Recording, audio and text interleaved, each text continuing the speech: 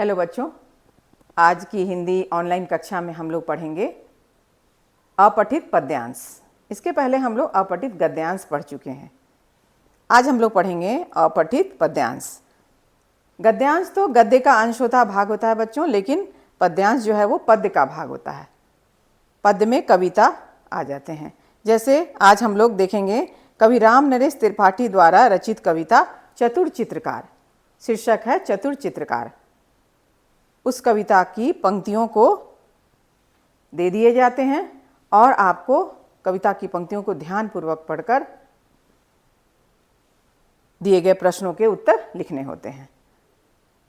तो पद्य भाग से भी पूछे जाते हैं प्रश्न और गद्य भाग से भी। आज हम लोग पद्यांश देखेंगे बच्चों। आइए देखते हैं।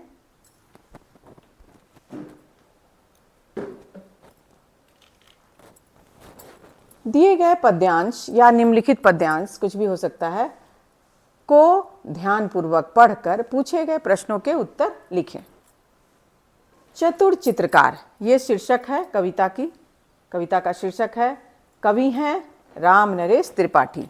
ठीक है, अभी मैं कविता की पंक्तियों को पढ़ेंगे बच्चों, पढ़ूंगी, है ना। मैं कविता की पंक्तियों को ध्यानपूर्वक पढ़ूंगी, आप लोग भी ध्यान से देखिएगा, कविता की पंक्तियों को समझिएगा। और प्रश्न दिए गए हैं, 4 प्रश्न हैं, चारों के उत्तर भी मैंने बताए हैं। मैं पढ़ के आप लोगों को अभी समझाऊंगी और आप लोग भी ध्यानपूर्वक देखिए। चित्रकार, चित्रकार का मतलब होता है जो चित्र बनाता है। सुनसान मतलब वीरान जगह, जगह स्थान। हिम्मत मतलब बहादुरी। ठीक है। चित्रकार सुनसान जगह में बना रहा था चित्र। चित्र मतलब तस्वीर होता है। इतने ही में वहां आ गया यम राजा का मित्र। मित्र मतलब दोस्त। उसे देखकर चित्रकार के तुरंत, तुरंत मतलब जल्दी, उड़ गए होश। नदी पहाड़ पेड़ पत्तों का रह न गया कुछ जोश। फिर उसको कुछ हिम्मत आई, देख उसे चुपचाप, बोला सुंदर चित्र बना दूं, बैठ जाइए आप। उकड़ू मुकड़ू बैठ गया वह सारे अंग बटोर, बड़े ध्यान से लगा देखने चित्रकार की ओर।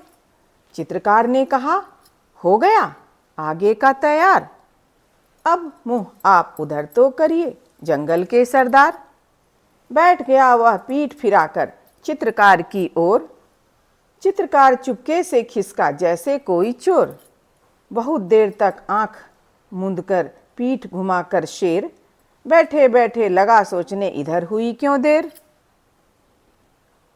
तो बच्चों ये कविता की पंक्तियां हैं। अब एक चित्रकार है जो चित्र बना रहा है ना, एक सुनसान जगह में। और इतने में ही क्या होता है, वहां पर यम राजा का मित्र अर्थात शेर आ जाता है, जिसे देखकर चित्रकार के होश उड़ जाते हैं, मतलब वो डर जाता है। और उसके बाद जहाँ पर वो चित्र बना रहा था वहाँ जो सीनरी थे, नदी पहाड़ पेड़ पत्ते, उसे कुछ का होश नहीं रह गया, है ना। वो डर गया फिर देख करके उसे। फिर उसको कुछ हिम्मत आई, देख उसे चुपचाप।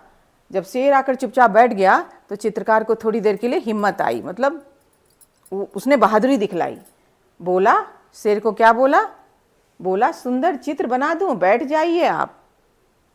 उकड़ू मुकड़ू बैठ गया वह सारे अंग बटोरा। शेर जो है वो चित्रकार के सामने एकदम पूरे अपने अंगों को बटोर करके उकड़ू मुकड़ू होकर बैठ गया और चित्रकार की ओर ध्यान से देखने लगा।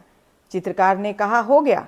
चित्रकार जब चित्र बना रहा था उसने कहा, हो गया आगे का तैयार, मतलब आगे का तस्वीर तैयार हो गया, अब आप उधर तो करिए जंगल के सरदार। बैठ गया वह पीठ फिराकर चित्रकार की ओर। फिर शेर जो है वो पीठ फिराकर, मतलब पीठ को घुमाकर पीछे तरफ चला गया। चित्रकार चुपके से खिसका जैसे कोई चोर। इतना ही में चित्रकार जो था वो बहुत ही सहानुभूति से, अपनी सूझबूझ से वहाँ से तुरंत, जंगल में एक नदी था उससे वो चला जाता है, पार हो जाता है, उससे नाव में बैठकर निकल जाता है आगे। बैठे बैठे लगा सोचने इधर हुई क्यों देर। बहुत देर तक आंख मूंद कर, अब चित्रकार तो चला जाता है लेकिन शेर जो है वो बहुत देर तक आंख मूंद कर पीठ घुमाकर बैठा रहता है। लेकिन जब देर हो गया तो सोचने लगा देर क्यों हुई। तब फिर जब वो देखता है तो चित्रकार वहाँ से चला गया रहता है ना। तो ये कविता है बच्चों, चतुर चित्रकार शीर्षक कविता है। राम नरेश त्रिपाठी की कि हमें मुसीबत के समय घबराना नहीं चाहिए। इस कविता में यही बतलाया गया है कि मुसीबत के समय हिम्मत से काम लेना चाहिए और संकट के समय सूझबूझ से काम लेना चाहिए। ठीक है, इस कविता में यही बतलाया गया है। तो कविता के बारे में तो मैं आप लोगों को थोड़ा बतला दी हूँ बच्चों, इसलिए क्योंकि आप लोगों को कविता की पंक्तियों को भी समझना जरूरी था, है ना। पद्यांश ऐसे तो आपको एग्जाम में ये सब नहीं बताना रहेगा, लेकिन सिर्फ आप कविता को अगर समझे रहिएगा, बार बार 2 बार पढ़िएगा इन पंक्तियों को पढ़ने से भी तो समझ में आ रहा है कि क्या कहा जा रहा है। अब कुछ प्रश्न दिए गए हैं, मैं उनका देख रही हूँ कि प्रश्न क्या है। देखिए, चित्रकार चित्र कहाँ बना रहा था? उत्तर इसके अंदर ही है, पद्यांश के अंदर ही बच्चों, आपको ढूंढकर लिखना है वहां पर। चित्रकार चित्र कहाँ बना रहा था? चित्रकार, देखिए यहाँ लिखा हो, चित्रकार सुनसान जगह में बना रहा था चित्र। चित्रकार सुनसान जगह में चित्र बना रहा था। ठीक है, ये उत्तर हो जाएगा, चित्रकार सुनसान जगह में चित्र बना रहा था। ठीक है, तो पहला उत्तर हो गया। दूसरा है, चित्रकार के कहने पर शेर किस प्रकार बैठ गया? देखिए कविता की पंक्तियों में है, उकड़ू मुकड़ू बैठ गया वह सारे अंग बटोर, बड़े ध्यान से लगा देखने चित्रकार की ओर। चित्रकार के कहने पर शेर किस प्रकार बैठ गया? तो उत्तर देखिए, चित्रकार के कहने पर शेर उकड़ू मुकड़ू होकर सारे अंग बटोर कर बैठ गया। तो उत्तर यही होगा बच्चों, बस आपको केवल उत्तर लिखना है और प्रश्न नहीं लिखने रहते हैं, सिर्फ उत्तर लिखना रहता है। उत्तर 1, उत्तर 2, उत्तर 3, उत्तर 4 ऐसे।